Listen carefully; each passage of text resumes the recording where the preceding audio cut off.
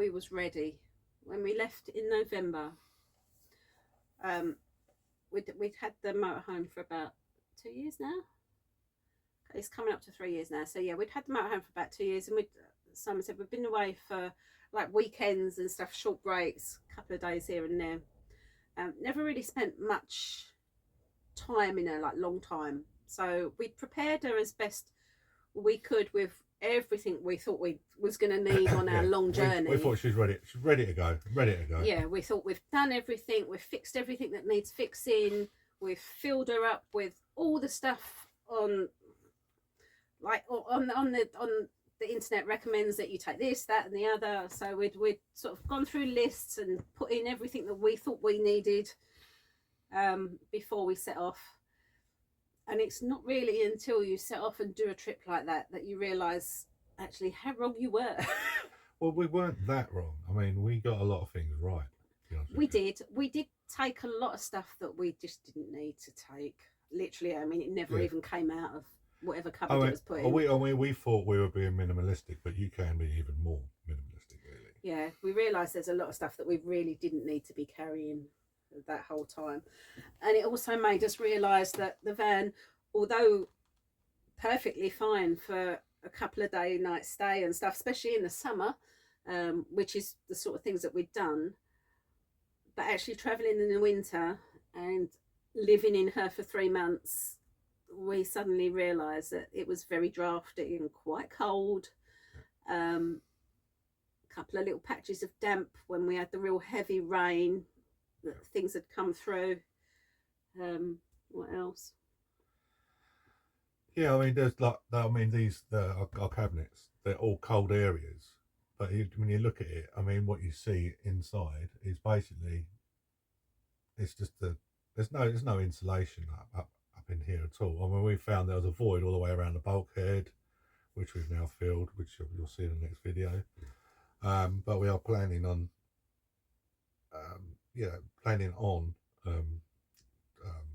soundproofing and all that kind of stuff. Insulating.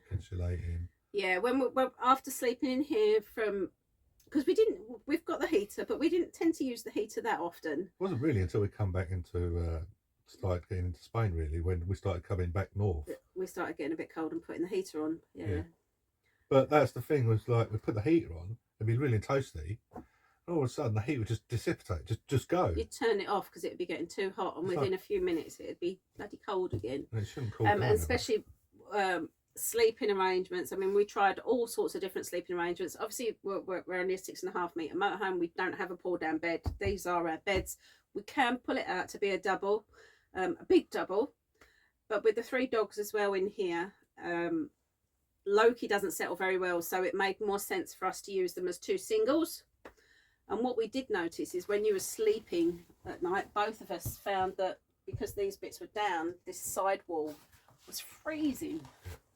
Even under our duvets and stuff, it was very cold. So we're just waiting on some carpet samples to insulate these walls a little bit better. Well, so yeah, because we've been around. I mean, around the bulkhead, there was nothing in there. I mean, there's like these bits of the side here. When you're underneath the motorhome, there's like a hole. It's like that, and it just goes all the way up inside. And when we had the covers off the front, which you'll see in the video, where I was taking bits off and investigating it and that. So that's where all the mozzies were coming in as well. Yeah, mozzies.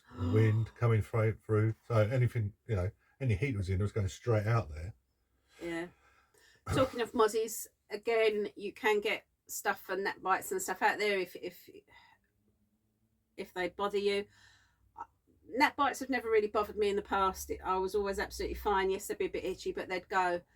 While we was away, I got eaten alive. And these weren't no normal gnat bites, were they? They were monsters. These were massive. They were like hives.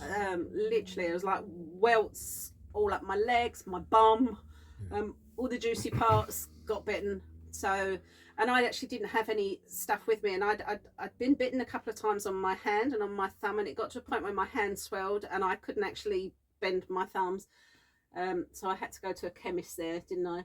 Antibiotics. And Antihistamines. Right? they gave me antihistamine and some stuff to put on, which did work. But yeah, go prepared if you're like, I didn't have any antihistamines with me, stupidly, I know, but yeah, that's another tip. Take it all with you before you go. And if you've got that stuff is expensive when you're out there. And if you've got a buzz zapper like the lamp zappers, lamp zapper, Frank zapper, Frank zapper, you know the zappers, insect buzz lamps, call them. If you get a good one, buy 2 of them, because we had a really good one. We actually see it on Sonny's Adventures, and they sent us a link on that, and we got one. Best bug zapper I've ever had. Brilliant. That's brilliant. Until it gets dropped. It charges. It lasts like nine hours. It's really good. And when I hooked it up in a silly place, it was up by the toilet door, and it just fell off and it landed, broke a little bit, and we put it back together again, and then I knocked it off somewhere else. Yeah, it was quite brittle. So then we went to one of the Lucky stores, bought another one, and there was an actual plug-in one. There's actually crap on it. Rubbish. It's still to this day. I don't think it's ever caught one fly. We've been leaving it all day on purpose in the kitchen. It still hasn't caught a fly yet. Absolute crap. And that was about €30, that bloody thing.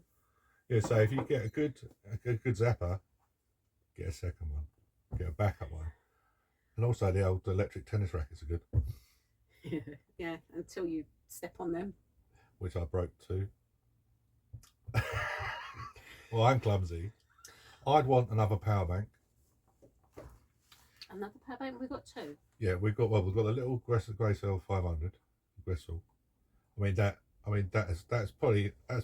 reckon that's probably one of the best power banks you can get. It was cheap. Got it from Temu, and that because our 12-volt and everything else went on the front there.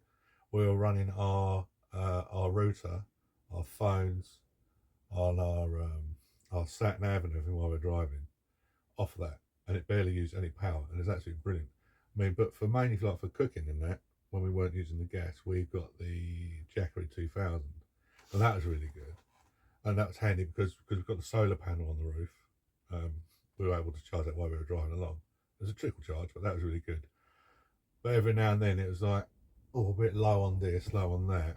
It'd be nice to have had another like big power bank. Yeah. Storage space, though, isn't it? Again. Yeah, yeah. But that's something. I mean, as it was, we don't have a garage in like a lot of motorhomes do in the newer ones. So things like power banks and stuff, while we're travelling, just have to sit sort of in the middle of the walkway. Which isn't a bad thing. No, but if you had, we had 2. If you got another one, something else there to trip over. Touching on, Simon mentioned the router. Another tip: don't do what I did. Before we left, we've actually got what's our router called? Pathway. A pathway router. It's through Motorhome. Motorhome Matt recommended these. I think they sell them in their stores. So we got one of those when we was at one of the Warner shows. Thinking that would be useful for when we go away, and I sillily, is that word? Sillily? No, stupidly. I ordered a SIM, not listening to him, but I ordered a SIM off of Amazon, and it was one of these. You pay 50 odd quid or something, and it's supposed to last a year or whatever. Was it a 2026 3 SIM, wasn't it? It's probably run out actually. No, 2027. Oh. Anyway, I didn't read the small print. It was only for UK. So obviously when we got into France, suddenly we realised router's not working. Which wasn't a big issue. We still had internet on our phones and stuff, and I could still link iPads and laptops and that to phones. So it wasn't a massive deal. It was just a bit of a pain in the arse, especially if you wanted to stream anything or like doing videos. We couldn't really upload videos or anything like campsites that. And cabin car parks, some of them do have Wi-Fi. Yeah, not always brilliant, but some do. Anyway, we didn't bother with worry about the SIM too much while we was driving through France and Spain. And then when we got to Portugal, we was able to buy for €20 for 20 days, a little SIM card that went in our pathway. Brilliant. Gave us full internet, didn't it? Fantastic. Lasted 20 days, and then you just got another one for 20 quid. And that, honestly, €1 a day for internet is brilliant. Yeah. We did that in Portugal. But again, we didn't on the way. When we drove back through Spain, and we didn't bother, did we? No, because, I mean, But yeah, get yourself a decent SIM before you go, or order one. Yeah. Before you go, make sure it does cover Europe. But also on that, the Pathway 4G, it's an actual. You can't use like an eSIM on it. It's got to be a physical SIM. Yeah. That you plug in to it. Yeah. And they're not always easy to find in Spain. No. Or France. No, I mean, some people just say, "Oh no, they're just for phones or stuff like that." And we actually bought one just to try it out, didn't we? That was for phones or whatever. Yeah, where did and we it get didn't work. That was in France, actually. Yeah, that was in France. Yeah, we did try buying a SIM in France, but it didn't work at all. No. So yeah, sort your SIMs out. Sort your SIMs out. Make sure you've got your internet. That's if you use something like a Pathway. Obviously, if you've got what's the other one? Skylight or Skylight? Oh, Starlink. Starlink. I don't know. I don't know that. Yeah, I don't know. If you've got one of them, obviously you probably don't need them. But if you're using one of these Pathway routers, sort yourself out before. When you they go. work, they're great. And when they do work, yeah. Unfortunately, I think a motorhome app, there's no app for it. Yeah, I do find it a little bit difficult. And also, you'd think there'd be some sort of backup battery in it as well, because I mean, a couple of times when I said we had the grey cell was running our router while we were driving, and the 12-volt will pop out, and as soon as you've got no power going to the router, the Pathway, it just cuts out. That's it. Boom, done. And you have to when you plug it in again, it takes about 5-10 minutes to like reroute itself, restart itself.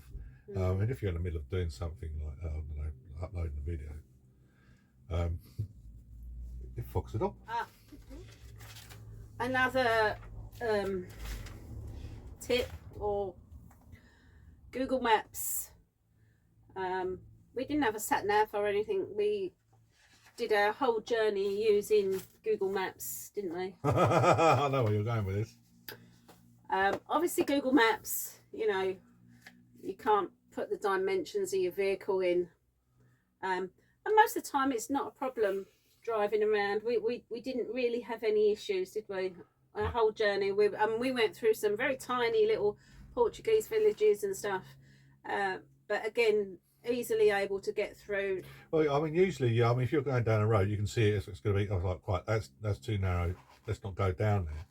But when Google is sending you down places, Rouen, in France. So on our way home, coming back, yeah, we was just blindly driving, listening to Google Maps, listening to our music, and just following it. And all of a sudden, we've gone down this road that Google said go down this road, gone underneath this barrier thing that's meant to say, you know, you can't go down this thing, and before you know it, we're under a bridge.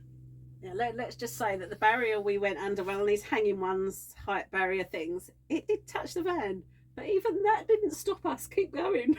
No, it's like, well, what's that about? Well, before we knew it, we'd gone under this bridge, and we just scraped the top, the back left, and then we saw the next part of the bridge. It was like, we ain't going through there. But I have to say that this was a one-way road in rush hour French traffic. There was nowhere we could go. We'd gone under this one van that we'd literally scraped through. One van. And at the bridge, gone under one bridge, we literally scraped it through, and then we're sitting at the entrance of this next bridge with me panicking, saying, "We can't get under there." It was brilliant. Simon there was a road next to it, by the way, coming out. Yeah, so it was one way in and then one way out this way, and there was like a verge in the middle of the road. Simon just whacked it into reverse and reversed over the verge onto the wrong side of the road. Luckily, and reversed. we got a lot of clearance on the bottom of the van because we've got the big wheels. Yeah, but yeah, if you've got a big van, or not even a big van, now ours isn't big, but it does make sense to get a sat nav that you can put your dimensions in to save accidents like that or things like that happening, and to save damage in your vehicle, as we do now have a little bit of scrapage on our roof that needs to be sorted. It could have been a lot worse. We were lucky.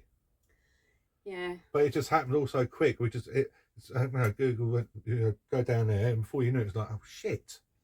Honestly, Simon was brilliant. He just kicked it into reverse, and if it had been me driving, I'd have been just panicking in tears, probably crying. I'd have probably got out and screamed at people. We had one guy, he was next to me, he started bibbing me, and I looked at him and he was like, you can't go down there. Yeah, no shit, Sherlock. Really?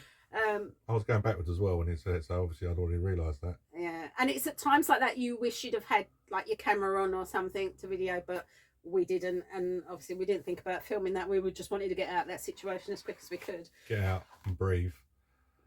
Yeah.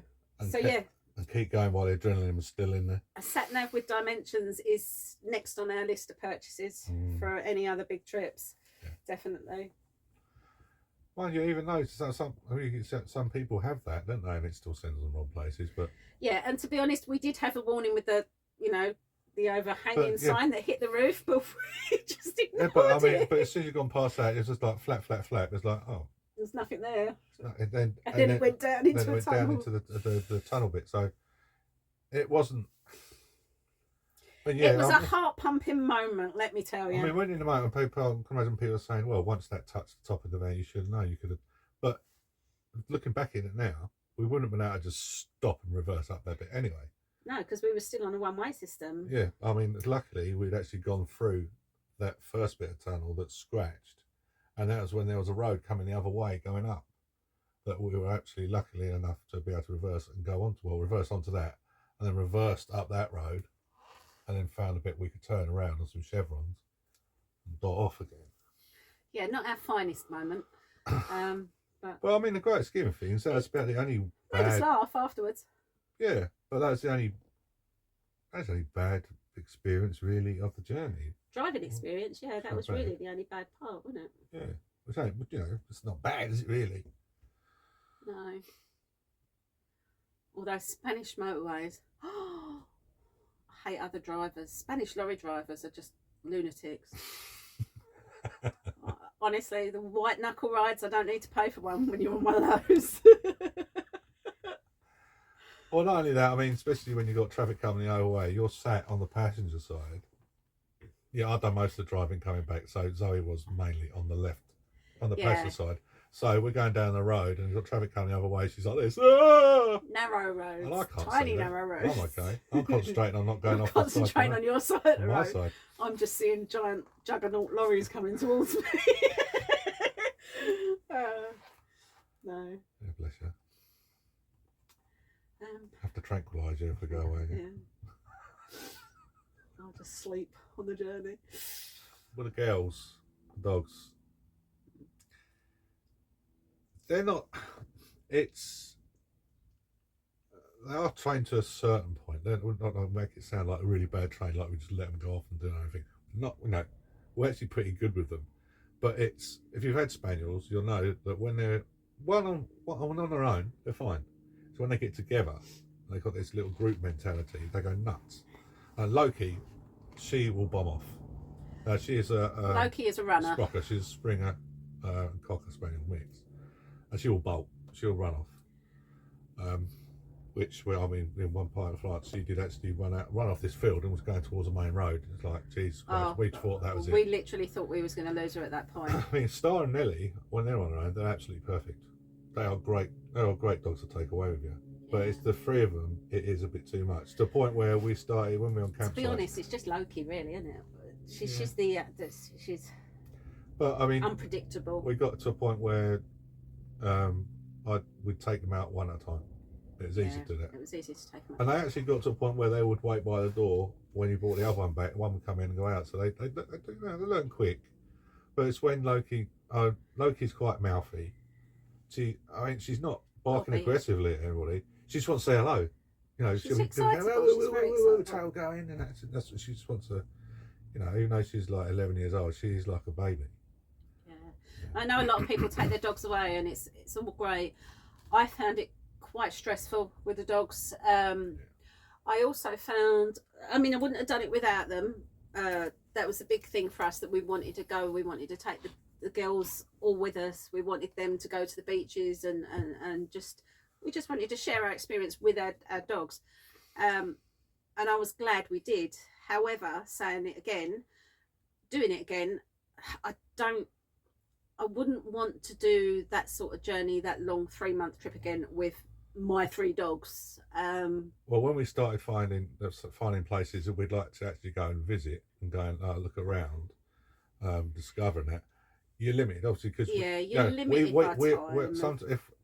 If it's not too hot, we'll have the fan on and everything in it, and we won't leave the girls alone for more than an hour and a half, 2 hours. 2 hours. 2 hours was our top. So if we went out for a meal in the evening, we knew that they'd be settled and they'd be fine. They'd just be sleeping. We'd go out. 2 hours was our tops. But it did limit the amount of things that we could do. Places I wanted to go to and wanted to see.